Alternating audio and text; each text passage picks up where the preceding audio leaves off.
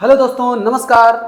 आप लोगों के लिए एक और रीजनिंग का लेक्चर आज है और इसमें हम लोग कंप्लीट करेंगे कुछ इंपॉर्टेंट क्वेश्चन, वो भी एग्जाम ओरिएंटेड क्वेश्चन, जैसा कि हम लोग पिछले कुछ लेक्चर्स में कंप्लीट करते आ रहे हैं। तो ये एग्जाम आप लोगों के लिए किसी भी एसएससी एग्जाम को अगर आप दे रहे हैं, अपीयर हो रहे हैं, तो उसमें बहुत आपके लिए हेल्प करेगा। चाहे वो एनटीपीसी, रेलवे टेक्नीशियन, एएलपी, कोई भी एग्जाम आप दे रहे हैं तो वहाँ पर आपके लिए बहुत ही हेल्पफुल होगा। तो चलिए स्टार्ट करते हैं आज का लेक्चर और इसमें क्या है क्वेश्चन देखते हैं। देखिए, पहला क्वेश्चन आपके सामने है। इसमें बोला जा रहा है कि अगर पेयर का कूट QCLV है तो टाउन का कूट क्या होगा। सिंपल सी बात है, आपको ये पहचानना होगा कि चीजों में क्या फर्क है, क्या करना है हमको। तो चलिए हम बताते हैं आपको क्या है। जैसे देखिए, P के बाद क्या आता है? P के बाद आपका Q आता है, कोई दिक्कत नहीं। P के बाद Q आता है और है भी। लेकिन A के बाद क्या आता है? A के बाद आता है B। A के बाद क्या आता है? B।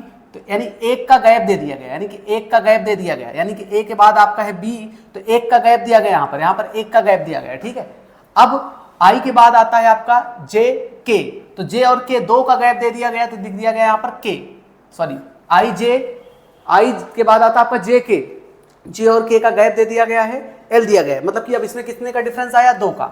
अब आर के बाद क्या आता है? आर के बाद आपका आता है STU, फिर आता है बी, मतलब तीन का गैप। मेरी बात समझिएगा, स्टार्टिंग के नंबर में कोई गैप नहीं है, मतलब पी के बाद सीधा सीधा क्यू है, कोई फर्क नहीं पड़ा। ए के बाद आपका आता है बी, लेकिन बी ना देके सी दिया गया, यानी एक का गैप हुआ।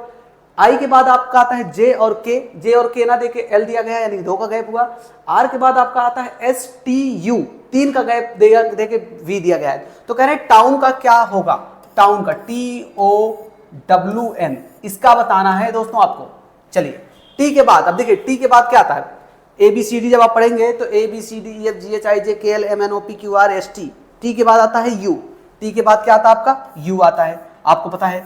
अब ओ के बाद क्या आता है? ओ के बाद आपको पता है, अगर देखिए ओ के बाद आपका पी आता है, लेकिन एक का गैप देना, जैसे यहाँ पर एक का गैप था, तो ओ के बाद पी आता है, पी को छोड़ना है, पी के बाद क्या आएगा? क्यू आएगा। डब्ल्यू के बाद क्या आता है? डब्ल्यू के बाद आता है एक्स और वाई, तो दो का गैप, अब यहाँ देखिए यहाँ पर दो का गैप है, अगले वाले केस में दो का गैप है, तो W के बाद X और Y को छोड़ना है, तो क्या लिखेंगे? Z लिखेंगे। फिर N के बाद क्या आता है? N के बाद आपका आता है P, फिर Q, नहीं, N के बाद क्या आता है? ABCDEFGHIJKLMN, N के बाद O आता है, OPQ, तीन का गैप देना है, OPQ, तीन का गैप देंगे तो क्या बनेगा? R बनेगा। तो मतलब आपका क्या बनेगा? OQZR, OQZR, मतलब आपका कौन सा ऑप्शन करेक्ट है? पहला ही ऑप्शन करेक्ट है, OQZR आपका करेक्ट है। स्क्रीनशॉट आप ले सकते हैं। नेक्स्ट क्वेश्चन पे आते हैं फिर हम। चलिए नेक्स्ट क्वेश्चन, अगला क्वेश्चन है, कह रहे हैं कि यदि 4 गुणे 3 को 19 लिखा जाता है तो 6 गुणे 5 को 41 लिखा जाता है, तो 5 गुणे 7 का क्या होगा? सिंपल क्वेश्चन है, इसमें कोई डरने की बात नहीं। देखिए, ये जो नंबर है आपके साथ, कह रहे हैं कि 4 गुणे 3 किया गया और फिर इन्हीं नंबर को जोड़ दिया गया, इन्हीं नंबर को जोड़ दिया गया, 4 + 3 कर दिया गया। कितना हो गया? 4 × 3 = 12 और 12 × 7 = 19, तभी तो 19 आया है। इन्हीं नंबर को जोड़ दिया गया, 4 × 3 = 12 और प्लस 4 + 3 = 7, तो 12 × 7 = 19, ऐसे इसको किया गया है। जब इसको करेंगे तो 6 × 5 प्लस 6 + 5 कितना हो जाएगा? तो 6 × 5 = 30 और 6 × 5 = 11, कितना आया? 41 आया। यानी ये दोनों पैटर्न तो इस पर फॉलो हो रहे हैं, तो सेम चीज इस पर भी कर लीजिए। इस पर जब आप करेंगे तो 5 × 7 करेंगे, 5 × 7 प्लस 5 + 7 करेंगे, ठीक है, तो 5 × 7 = 35 हो जाएगा ये, और प्लस 7 × 5 = 12, 35 × 12 कितना हो जाएगा? 47 हो जाएगा। सीधा सीधा आपका ऑप्शन कौन है? 47, यानी कि थर्ड ऑप्शन आपका करेक्ट हो गया। ठीक है, इसको भी स्क्रीनशॉट ले सकते हैं। फिर आते हैं नेक्स्ट क्वेश्चन की तरफ। चलिए नेक्स्ट क्वेश्चन पे आते हैं। अगला क्वेश्चन है, कह रहे हैं कि अगर C को 3 लिखा जाता है, C को 3 लिखा जाता है भैया, बास्क BASK को 33 लिखा जाता है, तो पोस्टमैन को क्या लिखा जाएगा? तो चलिए भाई, C का तो पता है हमको, ABC तीसरे नंबर पर आता है तो 3 दिया गया। BASK को देखते हैं, B कितने पे आता है? 2, A कितने पर आता है? 1, S कितने पर आता है? तो ABCDEFGHIJKLMNOPQRS, तो 15 × 3 = 18, 19 आता है भैया। इसका तो 19 आता है, PQRS 19, ये 19 है। फिर K कितने नंबर पर आता है? तो ABCDEFGHIJK, K कितने पर आता है? 3 × 3 = 9, 2 = 11 नंबर पर। अब इसको जोड़िए, क्या ये 33 के बराबर आएगा? अगर 33 के बराबर आ रहा तो ठीक है, तो 2 × 1 = 3 और 19 और कितना? 11, 19 11 कितना हो गया? 30, तो ये बन गए 30 और 30 3, ये बन गया 3 + 30 कितना आया 33 आया। हाँ ये तो पैटर्न नहीं चल रहा है, अगर ये पैटर्न चल रहा है तो पोस्टमैन के लिए निकालते हैं। चलिए लिखते हैं पोस्टमैन, पी की बात करते हैं। चलिए इसी के नीचे लिखते हैं, जोड़ लेंगे बाद में। अगर मैं पी की बात करूं तो पी कितने नंबर पर आता है, ABCDEFGHIJKLMNOP, मतलब कि आपका आएगा 16वें नंबर पर 16।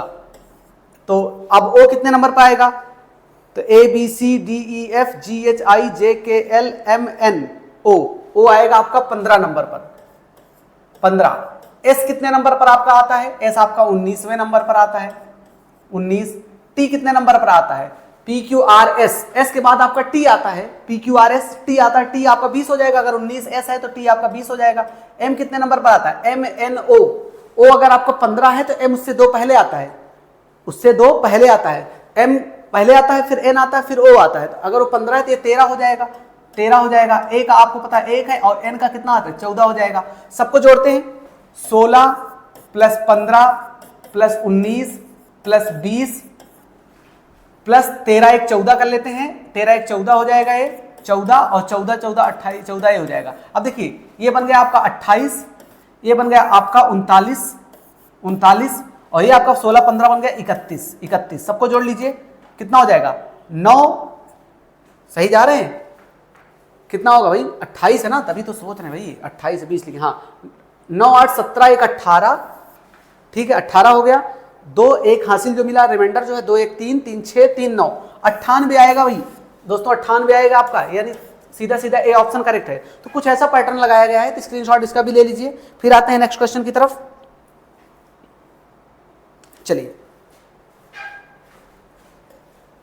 अगले क्वेश्चन में दिया गया है कि यहां पर जो क्वेश्चन है ना, इसकी जगह में बताना है आपको ये जो लुप्त संख्या है ना, लुप्त संख्या बताना है आपको क्या होगा यहां पर, ठीक है।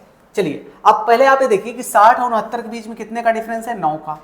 69 और 85 के बीच में कितने का डिफरेंस है, 16 का।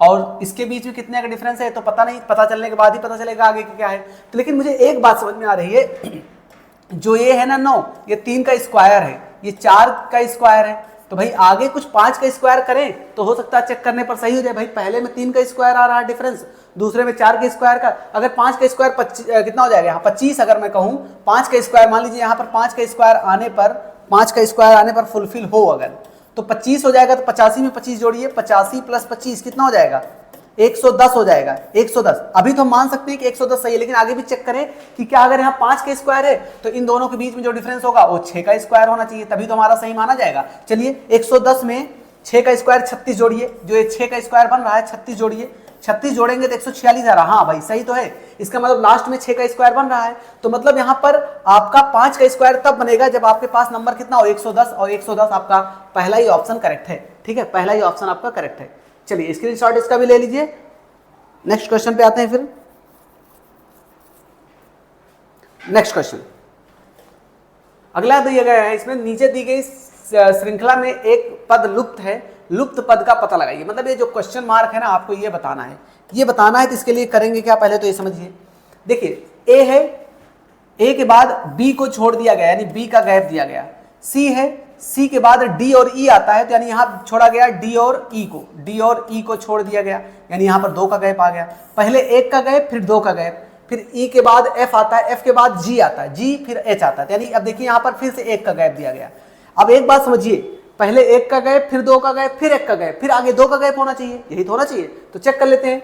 तो एच के बाद आई आता है और जे आता है, आई और जे को छोड़ दीजिए तो क्या बनेगा, यहाँ पर के होना चाहिए। क्या होना चाहिए, के, ठीक है, क्या होना चाहिए, के। यानी आई और जे को छोड़ेंगे, जब आप आई और जे को छोड़ेंगे तो भाई यहां पर क्या बनना चाहिए, यहां पर तो के आना चाहिए ना, के।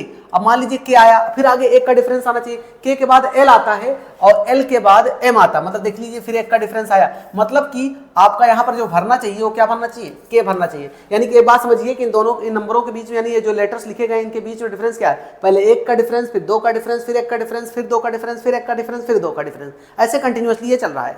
तो दोस्तों उम्मीद करते हैं कि आप लोगों को ये लेक्चर अच्छे से समझ में आया होगा। इसको आप प्रैक्टिस करते रहिए। मिलते हैं फिर नए लेक्चर के साथ, तब तक के लिए जय हिंद।